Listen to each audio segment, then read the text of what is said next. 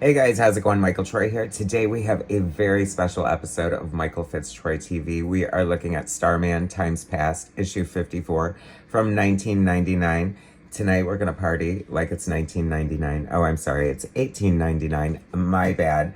But this is also a special celebration of artist Craig Hamilton's 60th birthday. This cover is by Tony Harris, regular series artist, but this is a special fill-in issue by Craig Hamilton.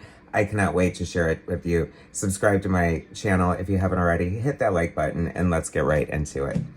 So I've been a long fan of Craig Hamilton, and in recent years, we've developed a friendship. I've interviewed him for my show and reviewed some of his books, most notably the amazing Aquaman miniseries that introduced the blue costume, which sadly to this day has never been collected. And it is part of my mission to get Marie Javins and DC Comics to collect that book already, will you? So Craig reached out to me with a special request for his 60th birthday. Happy birthday, Craig. To do one of my special reviews on Starman 54. Sadly, even though I did read Starman in the past and was a huge fan, I did not have it in my collection. But I wasted no time in scooping up a copy, and I am so glad I did. It is absolutely beautiful. I love Starman. It is such a great series from James Robinson and Tony Harris, who was the main artist for the series, and they would do these special like flashback issues every once in a while and get like maybe a special artist or do it. I'm imagining to give Tony Harris a break because that's quite a lot of work. And I love Tony Harris's art. I feel like Craig Hamilton is in the same wheelhouse and very compatible. So it was very wise to get him to do this fill-in issue. I don't know how it came about, but I'm so glad it did. It is such a great story about Shade and the Scalp Hunter years, 1899. I mean, look at this glorious art. It is so crazy how beautiful and lush. I describe Craig Hamilton's art as like very romantic. I don't know exactly what you would call it, but it's always insane to me that we have this like Louvre level artistic talent within the pages of comic books. So tell me that comic books are not art after looking at this, okay? So we have A Rich Man's Folly, A Tale of Times Past, 1899, The Scalp Hunter Years, written by James Robertson, illustrated by Craig Hamilton, with inks by Ray Snyder, who was the series anchor, amazingly compatible with Tony Harris, totally in the Craig Hamilton wheelhouse. So letters and colors by Hamilton, that kind of blew me away. I was like, that is insane that a penciler on a monthly comic book, even though it is a fill-in issue, would also do the coloring and the lettering. Completely unheard of. And the lettering is absolutely beautiful. I love hand lettering in a comic book. It is such a joy to see. I imagine he wanted to color it to maintain a level of creative control. And I'm curious why he didn't ink it himself.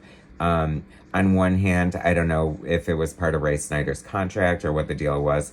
But on the other hand, I'm thinking maybe for time constraints, that is that's a lot of work to be lettering, penciling, and coloring. And maybe that's the one faction of the art he was willing to let go to sort of expedite the process. And it is just fine. I mean, I do feel like the lines might be a little thicker than if Craig had inked it himself.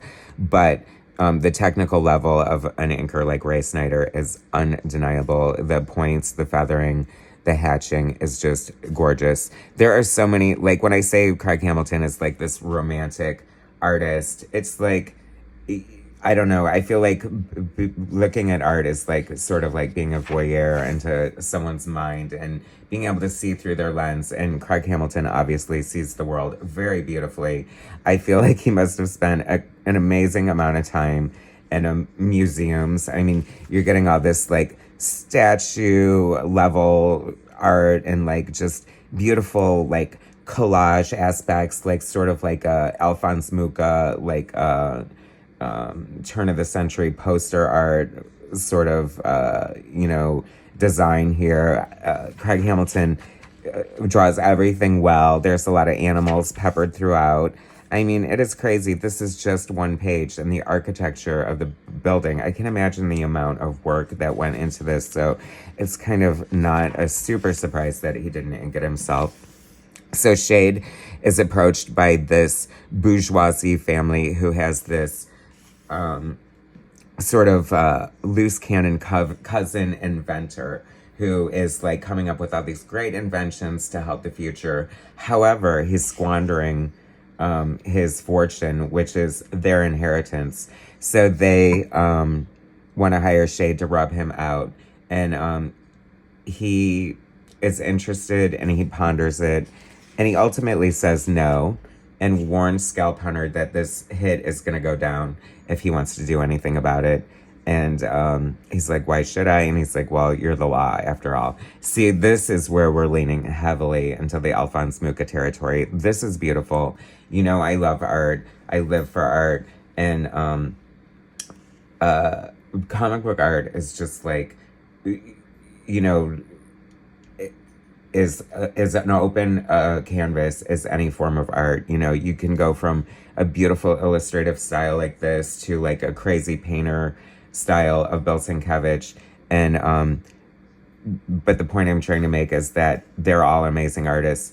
And if we want to be a successful comic book storyteller, you have to know how to draw everything. And that's why it's important. And that's why in art class, drawing that bowl of fruit or that endless image of drapery that you want to just hang yourself and start drawing Batman with that drapery, right? But that's why you do it. I mean, just so you don't want to like be painted into a corner, like taking the reader out of the story because your bowl of fruit looks like a box of fruit or something like that. You know what I mean? Just saying. So anyway, James Robinson is such a great writer. It's funny because there were a few like homophobic slurs in here, and I thought it was very like of the time. But I was just kind of trying to put myself in Craig's shoes, and like as a gay man, because sometimes it takes you out a little bit. But you know, it was just a couple of minor things and relevant to the story and sign of the times, I'd say for sure. I love this, you know, this sort of conversation here. It reminds me of my friend, Brian Payne, cartoonist, the amazing cartoonist, just like how good he is at talking heads. And you have to like really, really be imaginative to sort of keep the reader's interest if you're doing a major talking head sequence. And the juxtaposition of like this vulture and like this like chicken, I'm guessing like that leads up to a cockfight. It's like literal and metaphorical at the same time. And I just think like, I can't even imagine what the script looked like. I'm definitely going to have Craig on my show again so we can talk about just this issue because there is so much to unpack here. Like, it is insane. Well, first of all, he's just like endlessly talented. Like, I've seen him share a lot of process work on you know, socials, and it's just breathtaking. Like what the man can do with colored pencils is insane. He's at the top of his game. He's still doing commissions. By the way, he kind of had a rough year, as a lot of artists do, trying to make ends meet, and you're only as good as your last freelance job, right? But like certain unexpected events happen, money fell through here and there. So he is doing a GoFundMe. He wants 60 for 60, like donate $60 to an amazing artist to celebrate his 60th birthday. So if you want to support a great artist, if you've loved Craig Hamilton's art all these years as I have, I'm definitely putting a link to the GoFundMe in the description of the video. Even if you don't give 60, help a brother out, give him a little scratch to get some more art supplies so he can keep making beautiful stuff like this. And then we get in here and there's just like, my God, there's like 6 paintings on a page. Like, this is insane. Like horse-drawn buggies and like old school architecture. I guess if you're going to do something this epic in scope, which is so crazy for me, just like basically, like I said, almost a fill-in issue. A very well-planned fill-in issue, mind you. But, I mean, I can't even, like, you see all the work that is going in here, and it's no wonder that it's hard to be a comic book artist of this level on a regular basis. And the fact that Craig hit, I think he drew Aquaman when he was like 19. So he's been here for like 40 plus years, doing it and doing it and doing it well. You should get yourself a Craig Hamilton commission or something. I don't know. But like, this is just so much fun and so gorgeous. And it doesn't hurt that James Robinson is such an amazing writer. Like, you just totally get immersed in the story. It took me a long time to read it just because I had to stare at every single panel and look at the beautiful design work. I mean, this is such a great book. I can't even imagine. Craig Hamilton must have won an Eisner Award at some time in his career. I'm not 100% sure. I guess another question for the next time we chat. And then, when you're at the end of a story and your pencil is, I mean, how many pencils did he go through drawing this? My goodness. And then just when any other artist would be out of steam, I'm going to draw a bunch of peacocks with peacock feathers all over the place in this beautiful design. I mean, it's so crazy. And then to end here with this map. After all, a ship to the stars. Whoever heard of anything so crazy? What a great message. Like, I don't know. It's like such a retroactive cautionary tale. There's like, I feel like the cousins were trying to suppress technology in a way, if you're kind of into that aspect. Very historical sort of thing. Such a beautiful issue. Such a great thing. Thank you so much, Craig, for requesting I review this. I'm always happy to. I mean, I was regularly reading Starman, so I don't know. I must have fell off. You move around and stuff. I think I was in Florida at the time. I don't, which would explain a lot how I missed this. But if I'd known that Craig Hamilton was drawing it, I would have moved heaven and earth to discover this way sooner. So thank you for giving me this hidden gem, Craig, and allowing me to share it with everyone else, all my wonderful viewers. So that is that. Starman Times Past, a special 60th birthday celebration of the amazing Craig Hamilton. P.S. Go to the description of the video and follow that GoFundMe for a little celebratory birthday cheer. Anyway, look for more Craig Hamilton if you haven't. You can obviously see from what I showed you what an amazingly beautiful artist he is.